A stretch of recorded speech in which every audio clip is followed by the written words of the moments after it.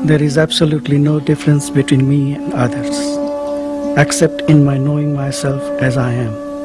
I am all. I know it for certain and you do not. In reality, I am neither hearing nor answering. In the world of events, the question happens and the answer happens. Nothing happens to me. Everything just happens. My destiny was to be born a simple man, a humble tradesman with little formal education. My life was of the common kind with desires and fears.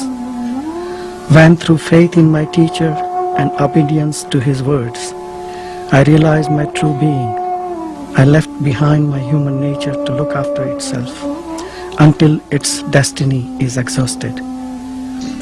Occasionally an old reaction, emotional or mental, happens in the mind, but it is at once noticed and discarded.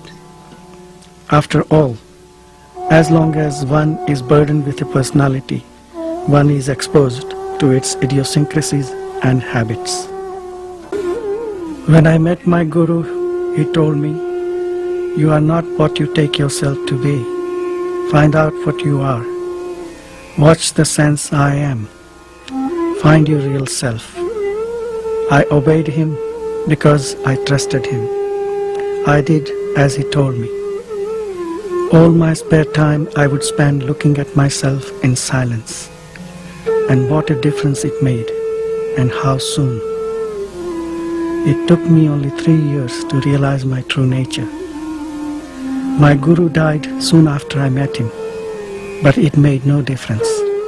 I remembered what he told me and persevered. The fruit of it is here with me.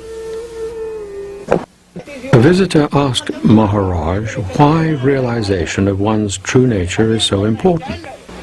Without realization, you will be consumed by desires and fears, repeating themselves meaninglessly in endless suffering.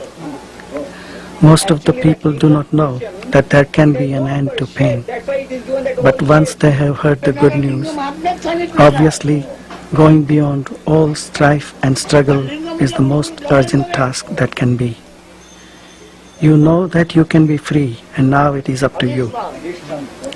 Either you remain forever hungry and thirsty, ever losing and sorrowing, or go out wholeheartedly in search of the state of timeless perfection to which nothing can be added, from which nothing can be taken away.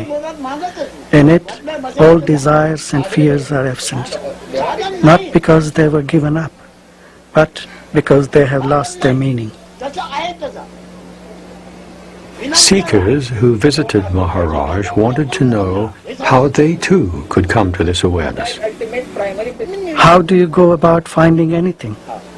By keeping your mind and heart on it. Interest there must be, and steady remembrance. To remember what needs to be remembered is the secret of success. You come to it through earnestness. Seek a clear mind and a clean heart. All you need is to keep quietly alert, inquiring into the real nature of yourself. This is the only way to peace. All happens by itself. Neither the seeker nor the Guru does anything. Things happen as they happen. Blame or praise are a portion later, after the sense of doership appears. Visitors would ask Nissargadartta about effort and the role that spiritual disciplines play in helping one awaken from the dream of ignorance. When effort is needed, effort will appear. When effortlessness becomes essential, it will assert itself. You need not push life about. Just flow with it and give yourself completely to this task of the present moment, which is to die now to the now, for living is dying. Without death, life cannot be. Ultimately, one must go beyond knowledge, but the knowledge must come, and knowledge can come by constant meditation. By meditating, the knowledge I am gradually settles down and merges with universal knowledge, and thereby becomes totally free, like the sky or space. Those who come here with the idea of getting knowledge, even spiritual knowledge, come here as individuals aspiring to get something. That is the real difficulty. The seeker must disappear. When you know your real nature, the knowledge I am remains. But that knowledge is unlimited. It is not possible for you to acquire knowledge. You are knowledge. You are what you are seeking. Your true being exists prior to the arising of any concept. Dive deep within yourself and you will find it easily and simply. Go in the direction of I am. All exists in the mind. Both mind and body are intermittent states. The sum total of these flashes creates the illusion of existence. Inquire what is permanent in the transient, real in the unreal. This is sadhana, or spiritual practice. All those who have realized on the spot, by mere touch, look, or thought, have been ripe for it, but such are very few. The majority needs some time for ripening. Sadhana is accelerated ripening. How is one to approach this awareness, of which Maharaj speaks, from the point of view of being one with it? You must realize first of all that you are the proof of everything, including yourself. None can prove your existence, because his existence must be confirmed by yours first. Your being and knowing are your own. You do not come from somewhere. You do not go anywhere. You are timeless being and awareness. Develop the witness attitude and you will find in your own experience that detachment brings control. The state of witnessing is full of power. There is nothing passive about it. Just keep in mind the feeling I am. Merge in it till your mind and feeling become one. By repeated attempts, you will stumble on the right balance of attention and your mind will be firmly established in the thought, feeling, I am. Whatever you think, say, or do, the sense of immutable and affectionate being remains as the ever-present background. Maharaj often spoke of his guru and the role of the teacher in spiritual life. Every morning he reverently decorated the photos of his guru that hung in the upstairs room. He often said that the true teacher was one's own self. The greatest guru is your inner self. Truly, he is the supreme teacher. He alone can take you to your goal, and he alone meets you at the end of the road. Confide in him, and you need no outer guru. But again, you must have the strong desire to find him, and do nothing that will create obstacles and delays. You are never without a guru, for he is timelessly present in your heart. What he wants you to do is simply learn self-awareness, self-control, and self-surrender. It may seem arduous, but it is easy if you are earnest, and quite impossible if you are not. Everything yields to earnestness. The true guru will never humiliate you, nor will he estrange you from yourself. He will constantly bring you back to the fact of your inherent perfection and encourage you to seek within.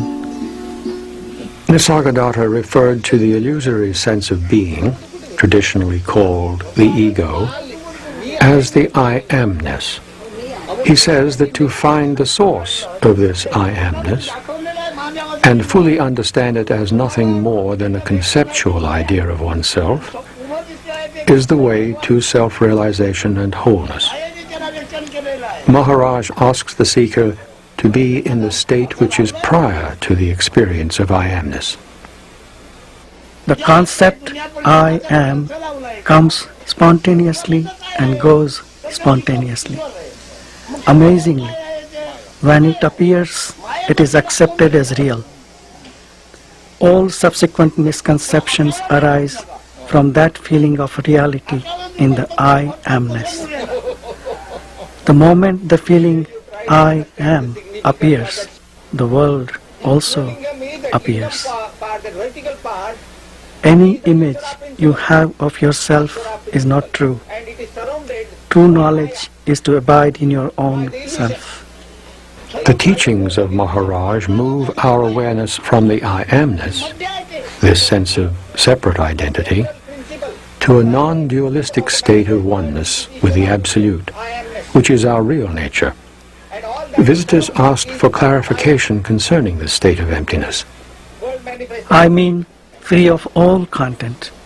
To myself, I am neither perceivable nor conceivable. There is nothing I can point out and say, this I am. You identify yourself with everything so easily. I find it impossible. The feeling, I am not this or that, nor is anything mine, is so strong in me that as soon as a thing or a thought appears, there comes at once the sense, this I am not. I find that somehow by shifting the focus of attention, I become the very thing I look at and experience the kind of consciousness it has. I become the inner witness of the thing. I call this capacity of entering other focal points of consciousness love. You may give it any name you like. Since at any point of time and space I can be both the subject and the object of experience, I express it by saying that I am both, and neither, and beyond both. From the point of view of self-realization or enlightenment, there are no individuals. The Self, or God, exists as all manifestation. A visitor asked Maharaj how this individuality arose, and why we think of ourselves as separate individuals. Your thoughts about individuality are really not your own thoughts. They are all collective thoughts. You think that you are the one that has the thoughts. In fact, thoughts arise in consciousness. As our spiritual knowledge grows, our identification with the individual body-mind diminishes, and our consciousness expands into universal consciousness. The life force continues to act, but its thoughts and actions are no longer limited to an individual. They become the total manifestation. It is like the action of the wind. The wind doesn't blow for any individual, but for the entire manifestation. To questions concerning daily work and how one should conduct oneself in the world, Maharaj replied, Why do you worry about the world before taking care of yourself? You want to save the world, don't you? Can you save the world before saving yourself? And what means being saved? From what? From illusion.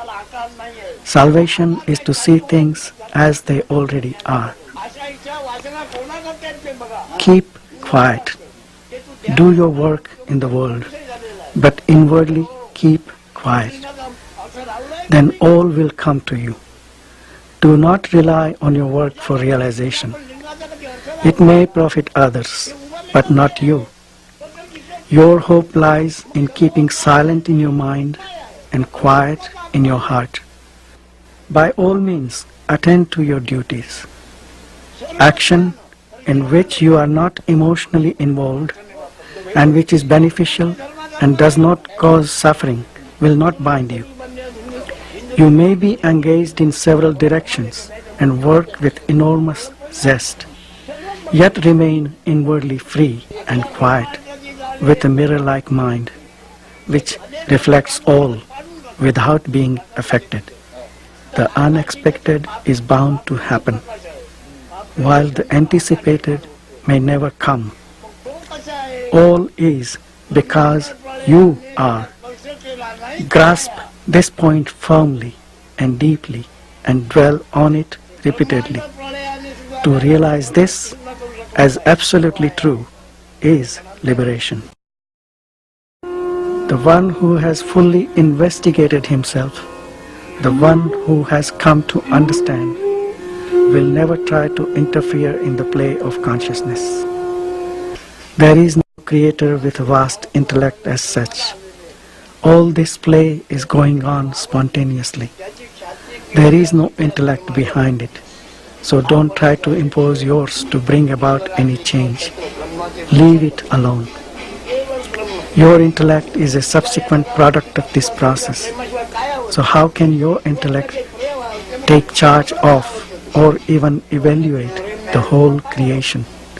Investigate yourself. This is the purpose of your being. Spirituality is nothing more than understanding this play of consciousness. Try to find out what this illusion is by seeking its source. There can be no consciousness without awareness. There can be awareness without consciousness, as in deep sleep. Awareness is absolute. Consciousness is relative to its content. Consciousness is always of something. Consciousness is partial and changeful. Awareness is total, changeless, calm and silent. And it is the common matrix of every experience. What you are, you already are. By knowing what you are not, you are free of it and remain in your own natural state. It all happens quite spontaneously and without effort.